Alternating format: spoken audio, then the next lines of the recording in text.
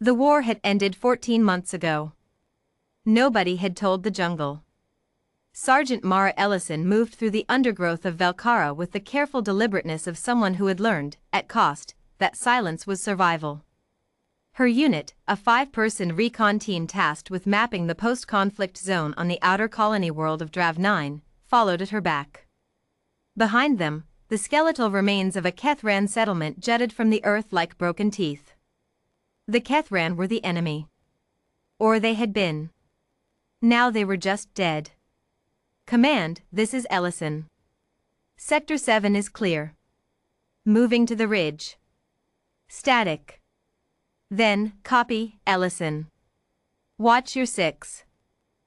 Thermal shows movement near the eastern basin. She didn't respond. She was already looking east. The movement turned out to be wind through collapsed infrastructure. Twisted alloy sheets groaning against each other in the humid air. The settlement had been bombed, not by her unit, not by her orders, but by someone's orders, and the result was the same: ash, rubble, and silence so complete it pressed against the ears like water. Private Domes whistled low. Nothing left. There's always something left, Mara said quietly. She was right. The sound came first, high, thin, unmistakably biological. Not wind. Not metal. Something alive. Mara raised a fist. The team froze. She moved toward the sound alone, because that was what you did when you were the only one who'd spent 2 years learning Kethran behavioral patterns, when you were the only one command had sent to the cultural briefings they later decided were non-essential to combat effectiveness. She found them in the ruins of what had been a communal structure, a den, according to her training. 6 of them. Kethran cubs, the youngest perhaps 3 standard months, curled against each other in a hollow formed by 2 collapsed walls. They were shaking. Their iridescent scales, which in healthy adults shimmered like oil on water, were dull and dry. Their 4 amber eyes, each pair set asymmetrically, one above the other in the Kethran way, tracked her with the flat, glassy look of creatures too exhausted to be properly afraid. One was slightly larger than the others. He sat in front of them. Not cowering. Guarding. Even starving, even half dead, the little one had placed himself between his siblings and the threat. Mara had seen that look before. She had worn it herself, age 9, in a foster placement that had taught her that the world was not arranged in anyone's favor, and that if you wanted something protected, you protected it yourself. She sat down. Slowly. Cross-legged, 5 feet away, making herself small. Hey, she said softly, in Kethran. Her accent was terrible. She knew it. I'm not going to hurt you. The large cub, the guard, let out a sound like grinding gravel. A warning. I know, she said. I know you don't believe me. That's okay. You don't have to. She reached into her pack. Standard ration bars, calorie-dense, flavorless, designed for human metabolism but biochemically inert enough that command had greenlit them for emergency alien contact situations. She set one on the ground between them. Slid it forward.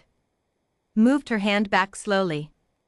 The guard cub stared at it for a long time. Then he looked at her. Then he picked it up. Part 2, what the soldiers said. She didn't tell command right away.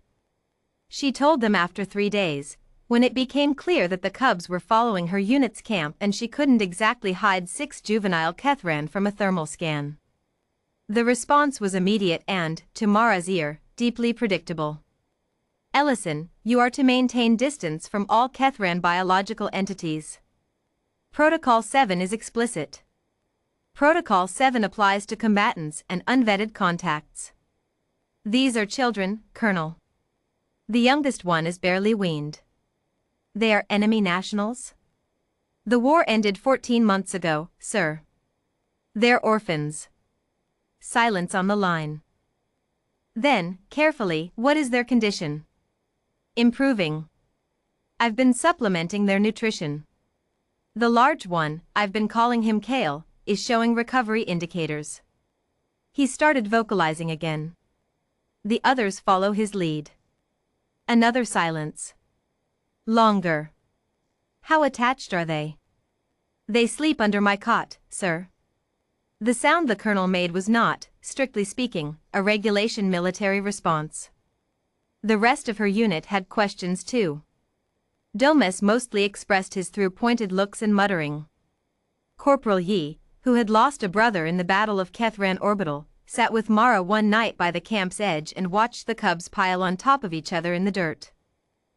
Doesn't it bother you? Yi asked. What they are? What are they?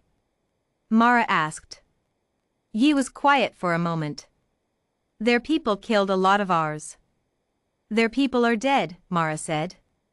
Not harshly. Factually. And our people killed theirs first, and theirs killed ours first, and if you go back far enough it turns out everybody started it and nobody finishes. She watched Kale groom the smallest cub with methodical care, using the back of his forelimb the way the cultural briefings said adult Kethran did. He was teaching himself from instinct, this little orphan. Teaching himself to be a guardian when he'd never had one. I'm not asking you to forgive anything, Yi. I'm asking you to look at what's actually in front of you. Yi looked. The smallest cub had fallen asleep mid-groom. Kale sat very still so as not to wake it. Yi didn't say anything else that night. But the next morning, Mara found him setting out extra rations near the den hollow. He didn't mention it. She didn't mention it either.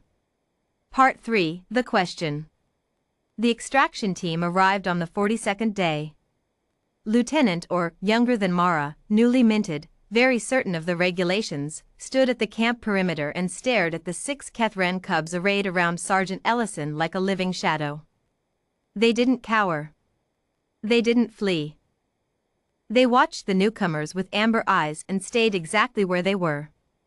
Sergeant Ellison, said slowly. Why won't they leave your side? It was a genuine question, she realized. He had genuinely never seen anything like it.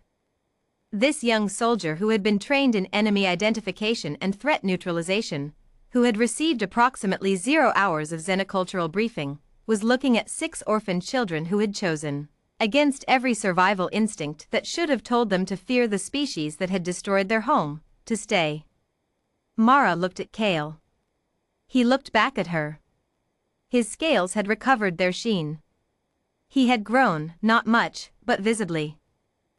When he vocalized now, the others arranged themselves without being asked, an emerging hierarchy, a family forming itself from wreckage. He had taught himself that from watching her run her unit, she suspected. The way she'd noticed him tracking her during briefings, during meals, during the moments she'd sat apart and checked the horizon with the reflexive vigilance of someone who'd never fully learned to stop. She had not planned to become his mother. She suspected, given the look on his face right now, that he had made that decision independently of her plans. Because I never abandoned theirs, she said. Or blinked. Sir? They had a guardian. Here, in this settlement. She gestured at the rubble around them. The Kethran communal den structure is overseen by an elder guardian, part caretaker, part teacher. All 6 of these cubs were in this den when the bombing happened. The guardian died in the collapse. These cubs were alone for, she calculated, approximately 11 days before we arrived. Or was quiet. They watched me feed them when I didn't have to. They watched me sit with them when I didn't have to. They watched me learn their vocalizations badly and keep trying anyway. She paused. Kethran cubs imprint on consistent protective presence. It's in the cultural briefings. The ones you probably didn't get.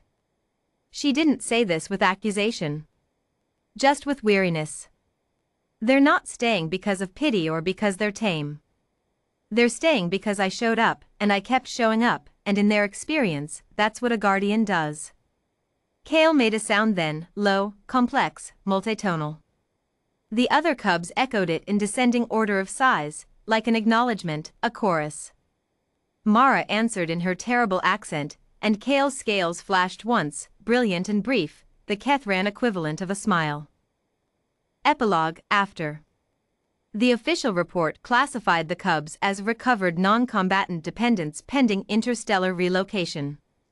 The unofficial outcome was that Sergeant Mara Ellison filed for provisional guardianship under the newly ratified Draft 9 Post-Conflict Welfare Accord, a document that had not, until that filing, been used for anything.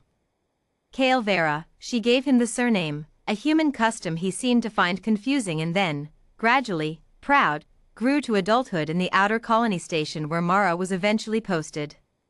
He became, in time, the first Kethran to serve as a cultural liaison between his species and humanity. He was, by all accounts, extraordinarily good at it. He had learned from the best, after all.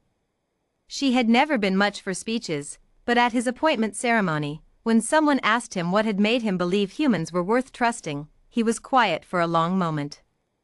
Then he said, in the measured, careful English Mara had taught him alongside the terrible Kethran she'd learned in return. She sat down. She made herself small. She pushed food toward me and moved her hand back. She came back the next day.